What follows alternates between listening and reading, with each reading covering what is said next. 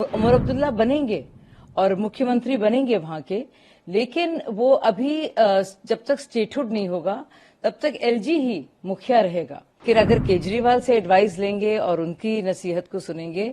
तो मुझे लगता है जम्मू और कश्मीर के बाशिंदे भी उनसे नाराज होंगे और वो बेड़ा गर्क करेंगे। उमर अब्दुल्ला जी को जो नसीहत दे रहे हैं ये वही बात है कि अंधेर नगरी चौपट राजा। राष्ट्रपति द्रौपदी मुर्मू ने अधिसूचना जारी करते हुए जम्मू कश्मीर से राष्ट्रपति शासन हटा दिया, जिससे शपथ ग्रहण का रास्ता साफ हो गया है। नेशनल कॉन्फ्रेंस उपाध्यक्ष उमर अब्दुल्ला अगले मुख्यमंत्री बनने को तैयार हैं, लेकिन सीएम पद संभालने के बाद भी उनके पास वो ताकतें नहीं होंगी जो किसी दूसरे सीएम के पास होती हैं। इसके बाद भी एलजी के पास तमाम ताकतें रहेंगी,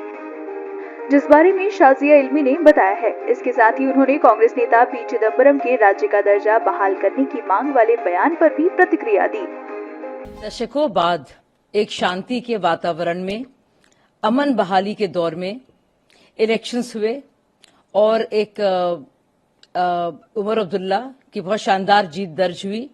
आप इसमें देखेंगे कि ऐसी स्थिति नहीं है जो कि उमर अब्दुल्ला खुद कह रहे हैं कि एक नई सरकार आई और पुरानी सरकार गई। अब ये क्योंकि स्टेटहुड नहीं है, ये एक यूनियन टेरिटरी है, इसे एलजी को ही पूरे डॉक्यूमेंट तैयार करने पड़ेंगे और उमर अब्दुल्ला बनेंगे और मुख्यमंत्री बनेंगे वहां के, लेकिन वो अभी जब तक स्टेटहुड नहीं होगा तब तक एलजी ही मुखिया रहेगा और उसके पास स्पेशल पावर्स जो हैं वो बने रहेंगे। ये एलजी के जो स्पेशल पावर्स रहे हैं उसके बारे में सबको पता था इलेक्शन जब वो लड़ भी रहे थे, तो ऐसी कोई नई बात नहीं है। और ये सब जानते हुए भी कि एक 370 हटने के बाद पहली बार अमन बहाली के दौर में किस तरह से इलेक्शंस हुए हैं और कितने अच्छी तरह से हुए हैं, शानदार तरीके से हुए हैं और बिना किसी खौफ के साए में हुए हैं। तो बजाय ये कि उसको सेलिब्रेट करें, चिदम्बरम जी अब बात कर रहे हैं और लोगों को फिर गुमराह कर रहे हैं, क्योंकि स्टेटहुड तो पहले भी नहीं था। और जहां तक बात है स्टेटहुड की, तो स्टेटहुड के लिए खुद प्रधानमंत्री जी ने और खुद अमित शाह जी ने एक बार नहीं कई बार कहा है कि स्टेटहुड की तरफ ही हम लोग बढ़ रहे हैं और वो डेफिनेटली ऑन द कार्ड्स है और जल्द ही स्टेटहुड मिलेगा जम्मू एंड कश्मीर को और उसके लिए सब लोग प्रतिबद्ध हैं।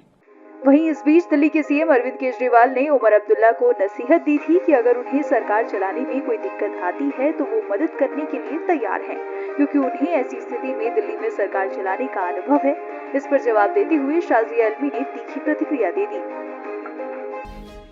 जो नसीहत अरविंद केजरीवाल उमर अब्दुल्ला का दे रहे हैं, मुझे लगता है उमर अब्दुल्ला को इस तरह की नसीहत से बचना चाहिए। अगर ऐसी नसीहत वो लेंगे तो उनकी बड़ी फजीहत होगी, क्योंकि वो जानते हैं कि दिल्ली का क्या हाल हुआ है और जितनी भी संजीदगी जो जरूरी है एक मुख्यमंत्री के लिए, खासतौर से जम्मू एंड कश्मीर जैसे यूटी को चलाने के लिए, कम से कम किसी से भी वो एडवाइस ले लें। लेकिन अगर केजरीवाल से एडवाइस लेंगे और उनकी नसीहत को सुनेंगे तो मुझे लगता है जम्मू और कश्मीर के बाशिंदे भी उनसे नाराज होंगे और वो बेड़ा गर्क करेंगे अपने ही लोगों का, अपनी ही पार्टी का और खुद का, जिस तरह से केजरीवाल जी ने अपनी दुर्गति और दिल्ली के लोगों की दुर्गति की है। उमर अब्दुल्ला जी को जो नसीहत दे रहे हैं ये वही बात है कि अंधेर नगरी चौपट राजा, और कम से कम जम्मू एंड कश्मीर में जो इतने सालों बाद एक विकास की नदी बह रही है और जिस तरह से अमन बहाली हुई है, शांति का माहौल है, कम से कम केजरीवाल से नसीहत ना लें, क्योंकि फिर जम्मू कश्मीर की बहुत फजीहत होगी और खुद उमर अब्दुल्ला जी की भी, क्योंकि जो बेड़ा गर्क उन्होंने दिल्ली का किया है केजरीवाल जी ने और जिस तरह से अलग अलग करप्शन घोटालों में वो संलिप्त हैं, कम से कम इसके बावजूद इस तरह की सीनाजोरी ना करें और एडवाइस देने की बात ना रखें।